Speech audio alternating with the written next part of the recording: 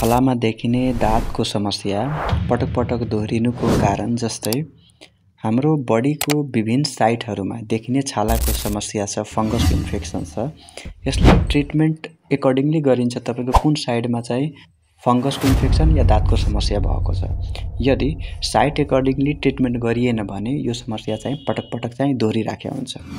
र अर्को कुरो, कति लामो समयदेखि तपाईको छालामा चाहिँ देखिराखेको हुन्छ।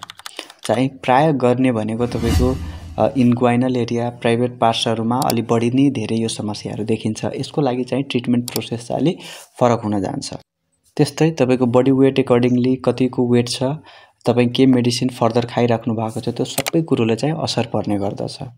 फङ्गसको इन्फेक्सन तपाईको लामो समयदेखि भइरहेछ र धेरै प्रोडक्टहरु लगाइसक्नु भयो फेरि पनि भइराखेको छ भने यसलाई प्रोपर ट्रिटमेन्ट र अरु फर्दर कुरो बुझ्नको लागि तपाई आफ्नो कन्सल्टेन्ट डाक्टरलाई एकचोटी आफ्नो कुरो राख्नु भयो भने तपाईको समस्या सिस्टमिक वेबाट यसलाई ट्रिटमेन्ट र क्युर गर्न सकिन्छ। यदि आफैले सेल्फ मेडिकेसन गर्नु भयो भने यो समस्या ठीक हुन अलि डिले हुन सक्छ र पटक पटक दोहोरिन सक्छ।